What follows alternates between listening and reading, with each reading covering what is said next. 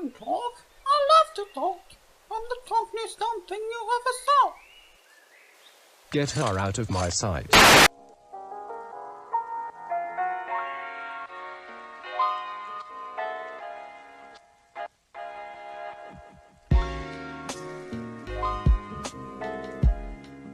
Hey guys, and welcome back to Jetpack Retro. I'll get straight to the big update I want to give you guys. After tomorrow, I'm going to be out of commission for quite a bit. That's why I'm getting the next video done right away out for you guys. Because, tomorrow I'm going to be going into surgery for my wisdom teeth. And because of that, I'm going to be out of it for a bit, recovering. And as I do, I won't be making much videos for a while. I'm going to have some of my old videos that I made years ago that I have never uploaded. Those will start being uploaded. So I'm going to have stuff to be uploaded for you guys. Just there won't be anything new for the time being until I'm a bit better from that. So for now, here's a new episode of Jetpack Retro. And starting tomorrow, you're just going to see me away for a bit. You're just going to have a ton of old stuff I made, and I'm just going to release that for you guys just for until I'm better. Then as soon as I'm good enough to make another video, I'll be back. So anyways, Shrek Retold. I saw this thing last night after I heard from it from a YouTuber I like watching, and let me tell you, it's pretty... There's mixed feelings on this. But hell, what an opening, right? Somebody once told me the world's gonna roll me. I ain't the sharpest tool in the shed. She was looking down with her finger and thumb in the shape of a nail on the head. God, I love the movie's opening. I love the style of the opening. Whoever did the opening, really big kudos to you. And I just love the way it's done with just a guy in a weird costume and everything. And the music, you're expecting the big exploding boom rock song by Smash Mouth to start, or at least a version of that. But instead, you get this very chill, calming, just mellow version of the song. That's actually really nice. I actually loved the sound of this one. I actually really like the new song they added for Rockstar instead of the original. Well, I like the original too. It was nice and refreshing to see this new version. And it's impressive that over 200 people came together just for this little movie about retelling the story of Shrek just in their own creative ways. It's actually hilarious to watch. Some parts, there's obviously going to be some parts you're not going to like. But the thing is, you got to remember that this is a bunch of people just working with what they got, coming together for this one project just because of how much they love this film. Hell, I love the movie Shrek 2, matter of fact.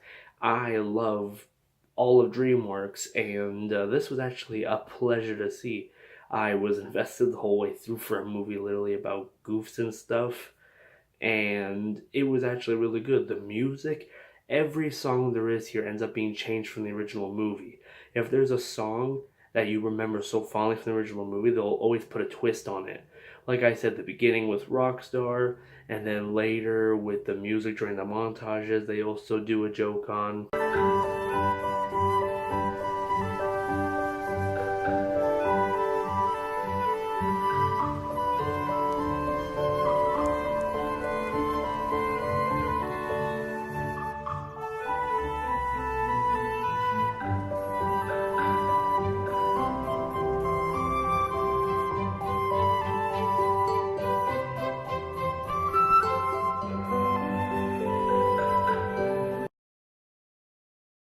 Hell, even the famous Hallelujah song from the sad montage in the movie where Shrek and Fiona are split apart, even that version has a completely new version of it done, which tells that whole side of the story, even the part of the story with Donkey and Shrek fighting over that piece of wood for the wall, and with Donkey finally telling Shrek the truth. That whole part is just retold through a guy and his puppets doing a very poorly sang version of the Hallelujah song. Like, he purposely messes up on a lot of words or doesn't get it at right pitches just for that comedic tone. I heard there was a secret choir that David played and pleased the Lord, but I didn't know really it for the music, do you? And it's impressive that a movie that's already a comedy was turned into a spoof. You don't usually see comedy films turned into spoofs, and to see the way this film did it was very impressive actually.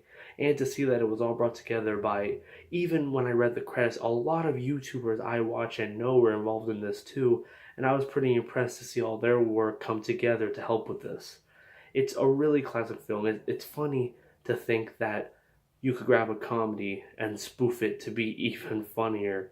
And I heard that this was shown at a Shrek festival they recently started, and that's great. I actually would go to the festival just to watch this movie with friends that come with me.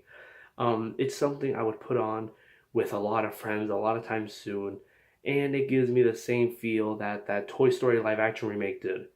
That film that those guys made where they had all the toys from Toy Story and they made a shot per shot perfect live action version of Toy Story.